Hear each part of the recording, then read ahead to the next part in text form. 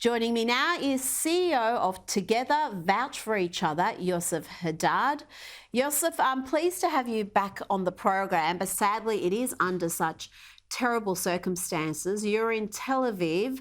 There have been reports in recent hours from Tel Aviv news channel I-24 that, according to their sources within Gaza, a potential hostage release deal is currently being finalised, with Qatari mediation playing a key role. If the deal is struck, it would see Red Cross receive a group of about 50 hostages who hold dual citizenship. Well, first of all, it's unacceptable to the Israeli society here. That's for sure. We've been hearing about this, by the way. Today, Hamas released another 2 hostages. So in total, we have 4 hostages been released from Gaza. And people are talking here about releasing another 50 with dual citizenship. And the Israeli citizens here are absolutely shocked, because for them, you cannot and you shouldn't negotiate with the terrorist organization ISIS-Hamas. That's their name, by the way, and everybody in the world should call them ISIS-Hamas. Therefore, we urge the Israeli government and the leaders here to release or the immediate release of all the kidnapped Israelis who were kidnapped by the terrorist organization Hamas. And this is something that is widely accepted by the majority of the Israeli society. Now, let's talk about the reporting on this conflict, the unprecedented attack by Hamas and the counteroffensive by Israel. Some of the reporting has frankly been putrid, and I'm talking about the likes of the New York Times, Washington Post, our ABC here in Australia, and perhaps most prominently that other taxpayer-funded giant, the BBC. And I want to play you this clip of former Israeli Prime Minister Naftali Bennett, who had obviously had enough. Watch this astonishing exchange with a BBC anchor.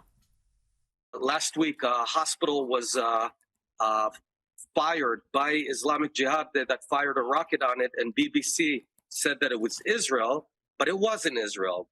And I understand that BBC has taken a side of on the Gazan side, because all your questions are only about the Gazan civilians. That's not true. You haven't asked one question. That's not you haven't true. asked one question I began about by those children. From the very beginning of this interview, you just are asking me about them. Mr. But Bennett, it seems that you cared little about our side. Oh, it is. Mr. Bennett, I began by talking about the hostages. And what I'm asking you about now is... No, I'm not talking about the hostages. I'm talking about the babies that were murdered. And you keep on caring only about one side, but that is the BBC way. But let me tell you something. We're here protecting you. We don't need your protection. And if you think there's a balance here between 2 equal sides, then you are lacking moral clarity. And BBC, I must say, is lacking moral clarity. What you guys did last week, shame on you.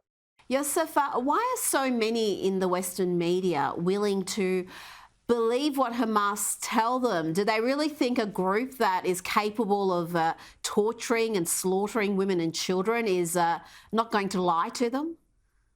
You know what? It's even more than that. Think about the fact that take a media outlet like BBC, and I ask a simple question: where is your honesty? Where is what we call it real journalism? Where you call it being a reliable news source?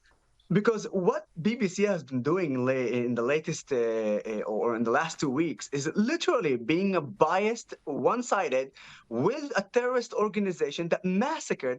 And I saw that, you know, on the strike, people, 1,400 Israelis. I know that this is the official number right now. Unfortunately, we are still counting bodies. And from sources that I have, we're talking about another few hundreds of dead Israelis. That's the atrocity that happened on the 7th of October. Now, what's happening in the international media, or at least some of the international media, it's kind of like a game for them. They see it as a game. They see it as, we want click bites. We want to generate more and more people to enter so we can have better ratings, we can have a better selling commercials on our websites. And what a better way to do it than just paint the Palestinians as the one who are victimized by the evil and the strong Israeli IDF army, and of course the country. I mean, just not only just look at how the BBC is actually working. This is something is quite unbelievable to see even how Al Jazeera and other Arab media outlets are working. You know what they're doing to the Arab world? They are brainwashing. And for those who don't know, I'm an Arab Israeli. So my mother tongue language is Arabic. So I follow the media in Arabic. I follow the social media in Arabic. And what they're saying there is unbelievable. They're completely lying about absolutely everything. They said that Israel bombed the hospital. Until today, they haven't issued any correction. Nobody said anything about the fact that it was the Islamic Jihad who did that. Nobody said about the fact that Israel did not bomb a church in Gaza, because until now, the Arab world thinks that Israel bombed a church in Gaza. And nobody knows even why Hamas is hitting cachet weapons under a mosque, and we have the proof for it. So these things we're seeing throughout the some of the international media, a lot of the Arab media, and you cannot not see that they are biased. But you know what? I'm very happy to be here. Thank you for giving me also the opportunity to send the message that Hamas is ISIS, and what they have what have they been doing for us since the 7th of October. They are making humiliating us, and they're humiliating us not because it's of course it's because of what they done on the 7th of October, but it's also because of what they're doing after that. Because after that, they're trying to paint themselves as they are a humane organization that they keeps their kidnappers in a perfect conditions and try to help them. We just saw footage when they released the two elderly women. We just see them, holding their hands and walking with them, trying to manipulate the word that they are, humane. Guys, they are butchering us. They beheaded babies. They raped women. They killed Israelis. They burned them alive. They tortured they tortured families. Parents watched their kid being tortured. Kids watched their parents being tortured. And then you want to tell me, because of a footage of Hamas taking the kidnapped elderly people hand by hand, they're trying to show that they're humane. Please, if you fall for that, then you're nothing, and I apologize for my words, you're nothing but an ignorant. You're nothing but an imbecile. This is a terrorist organization. What they're trying to do is brainwash you and trying to give you the idea that they are in some way humane. They are animals. You know what? And if I'm saying they're animals, I'm actually assaulting the animals. They're inhumane, and this is what we need to do to say for everyone in the world must understand who they are. Don't get fooled by Hamas. I beg you, don't get fooled by ISIS Hamas. They're a terrorist organization.